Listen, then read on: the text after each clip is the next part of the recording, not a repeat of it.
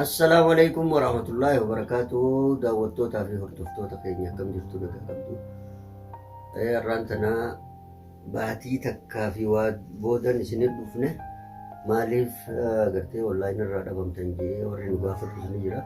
Warreen nu gaafattanis kan irraanfattanis walumaanuu akkam jirtu isin jenna.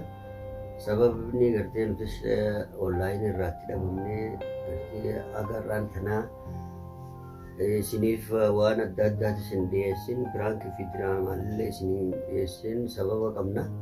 Har'aan tana garuu kunoo deebinee ni jirraa isiniin jennee jirra. Maal taatanii rakkoon teessan maal taatanii maaltu isin mudatee warreen jettanii nu gaafattan galatoomaa isiniin jenna. Kanaafuu salaami gaadha faraan. Assalaamu alaykum wa rahmatullahi wa barakatuh. Daawwattoota keenyaaf kabajamtoota keenya akkam jirtanii nagaa fayyaadha. Hangana isinirraa turuufis dhiifama isiniin jecha sababni nuti turreefis xiqqoo dhibooynee anis na dhukkubee cinciisu jira baay'ee takkaa fi wayii alhamdulillah ammoo wayyaatiin jira taaziyaan takkas biyyarraa namni dhi'een naggaltee sanumaa jechaan dhabamee dhiifamaan isiniin jedha. Tokkoffaa wanni dhabamneef akkoo munaatu akhiramee biyyatti rabbi rahmataa godhuu fi jannataan rabbi haa qananiisu. Sanirratti taziyaa jechuun namni akkuma dhagee wal duraa duuban dhufaa ture. Saniif hoggaa nuti har'aa gartee isiinis sanirraa xiqqoo fayyaa dhabdee dhukkubee jira. Rifaaturraa xiqqoo fayyaa dhabee dhukkubee jira. Muqaddiyaan irra jira gartanii miti. Mana hakimaa turtee torbaan tokko muka mana hakimaa ciiftee achirraa eega baatees manatti ni dhukkuba ture. Ammaan tana garuu alhamdulillah amma wayyooyitee jirti. Har'aan tana hunoo isinii deebinee jirra baatii takka booda. Kanaafuu hordoftoota keenya warreen gartee nu yaaddan dhiifama isiniin jecha nuti sababa tokko malee akkanatti isinirraa hin turre. Sababni keenya kanaa jechuun nurraa fudhattanis nurraa fudhatuu bahattanis qabee horabbumaa ni beektanii. Kanaafuu haalli biyya keessa jiru kunis haalaan ulfaataa ta'ee jira. Namni tokko keessaafuu namni ilmaan qabu namni maatii qabu yeroo takka maatiidhaaf dalagaa fiigaa yeroo takka mana keessa cinqamaa haati manaatis ilmaanii wajjin qabsoodhaa jira. Waa hedduu jira jechuudha. Kanaafuu dhabamuun keenya tokkoffaa kana amma boodan isinis nu jajjabeessaadha. Amma booda nutis deebinee isin bohaarsuudhaaf har'aan tana gartee isin gammachiisuudhaaf firaankii fi diraamaalee adda addaa qabannee isinii dhufaa jirra. Inshaallah yoo rabbi jee waliin jirraa rabbi fayyaa nutti haa ta'u isinittis haa ta'u bakka jirtanitti umurii isin haa dheeressu. Galatooma isiniin jecha mee haasa'aa xiqqoo hordoftoonni haalaan si qomatanii jiranii. Haalaan na qomatanii jirtanii aartanillee jirtanii garuu tantana booda isin gammachiisee akkan hin dhabamne inshaallah abdii rabbi irraan hin qabaa. Homa takkallee rabbi gartee natti hin fidini waan nama dhibuu iznii rabbiitii wajji ammaan tana ammoo diraamaadhaa fi waan nama kofalchiisuu fi biraankii adda addaatiin isin bira jirra. Viidiyoon keenya kan gartee hanga amma duraa irraa turree fi ka amma gartee ammarraa hano arrarraa eegallee yoo rabbiin nuun fedhe ka kana booda sammas ka kanarra bareedaadhaa biraankii fi diraamaanillee isin bira jirraa. Warri kana dura hin tahe maatii nuun tahinis akka maatii nuu taatan isinirraa barbaanna. Akkasii maatii nuu taadha. Tokkoffaa wanni isaan si gaafatan yeroo hedduu gaafii nuti si gaafanne maa nuun deebisinii.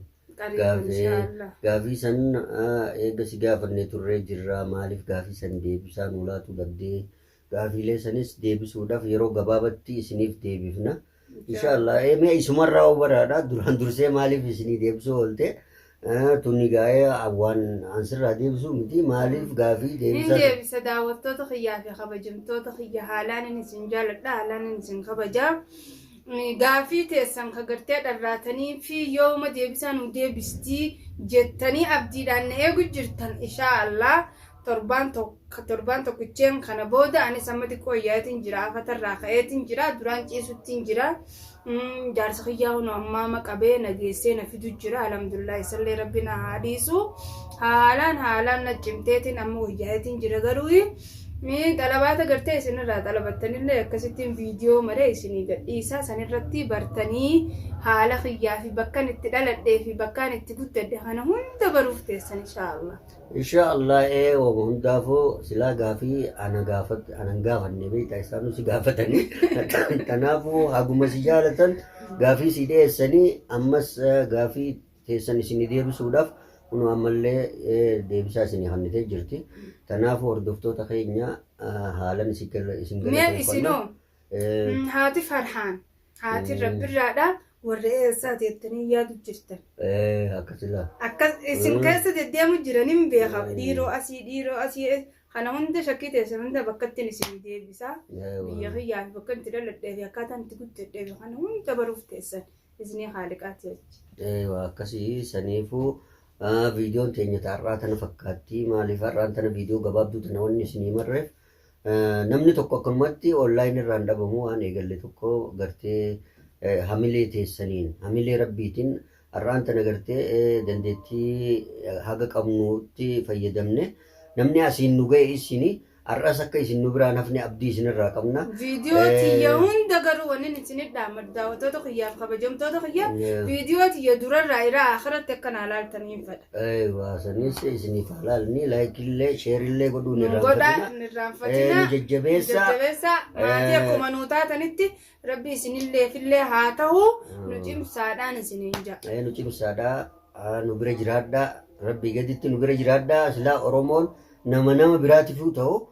Ilmaan Oromoo kan kiristaanaa kan musliimaa kan gartee amantii adda addaa qabdan hundi keessanuu isin jaalannaa isin kabajna. Kanaafuu akka nuti irraanfannee nutis isin irraanfannu nuti haalan isin yaannee galuu osuma yaada keessan qabnu haalli nu mijaa'uu dhaburraa har'aan tanaa haga guyyaa kanaa viidiyoo takkallee osoo gad hin dhiisin baatii ji'a tokko geenyee jirraa jechuudha. Kanaafuu dhiifama isin gaafanna dhiifama nu godhaadha. Kanaaf diraamaalee adda addaa bareedaa piraankilee adda addaa bareedduu qopheessinee isinii dhufaa jirra. Kana boodaan kalaas hojii irratti deebinee jirra. Isin immoo akka nu jajjabeessitan akka nu maddii jirtan viidiyoo matana irratti isin laallaa laayik sheer godhuun irraanfatinaadha. Sabskiraayibis godhuun irraanfatina.